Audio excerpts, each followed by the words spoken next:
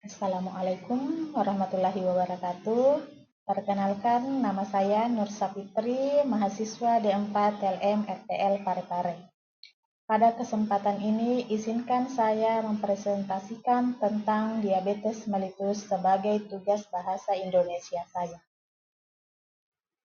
Apa itu diabetes mellitus? Diabetes mellitus adalah gangguan metabolisme kronis yang ditandai dengan kadar gula darah tinggi akibat tubuh tidak memproduksi insulin yang cukup atau tidak merespon insulin dengan baik.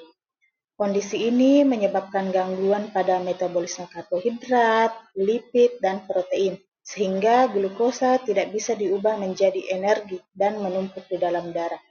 Diabetes mellitus atau biasa disingkat dengan DM dapat menyebabkan komplikasi kronis yang serius dan merupakan salah satu penyebab kematian global.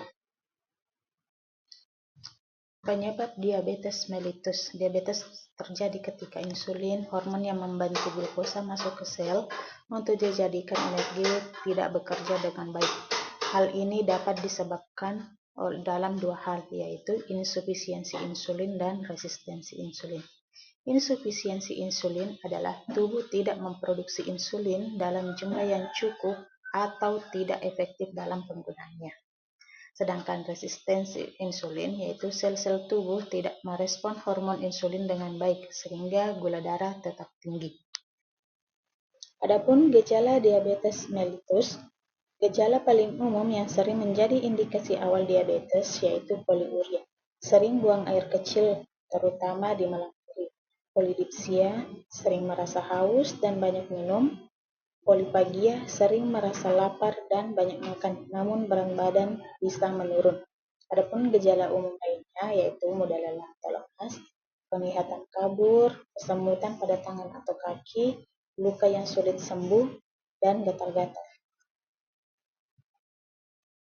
Jenis-jenis diabetes mellitus. Diabetes mellitus terbagi atas 3. Yang pertama DM tipe 1, yang kedua DM tipe 2, yang ketiga diabetes gestasional. DM tipe 1 terjadi ketika sistem kekebalan tubuh menyerang dan menghancurkan sel pankreas yang memproduksi insulin. DM tipe 2 disebabkan oleh resistensi insulin atau produksi insulin yang tidak cukup, sering berkaitan dengan pola hidup. Diabetes gestasional, diabetes yang sering terjadi selama kehamilan, namun biasanya akan hilang setelah melahirkan. Ada 4 pemeriksaan laboratorium diabetes mellitus. 1. Tes gula darah puasa atau GDT. Pemeriksaan ini dilakukan untuk mengukur kadar glukosa darah setelah 8 jam tidak makan atau minum kecuali air putih. Yang kedua, tes toleransi glukosa oral.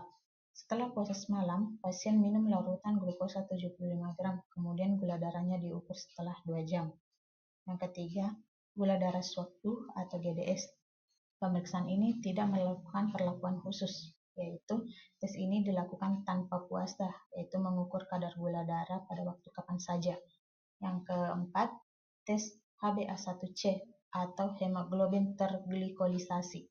Tes ini menunjukkan rata-rata kadar gula darah selama 2-3 bulan terakhir, karena mengukur kadar glukosa yang menempel pada hemoglobin dalam sel darah merah. Pengobatan diabetes mellitus. Yang pertama, perubahan pola hidup.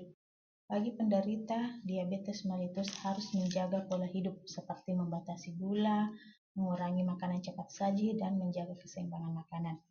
Yang kedua, pemeriksaan rutin, di mana penderita diabetes mellitus harus melakukan pemeriksaan secara rutin seperti pemeriksaan gula darah, tekanan darah, dan pemeriksaan komplikasi lainnya. Yang ketiga adalah obat-obatan.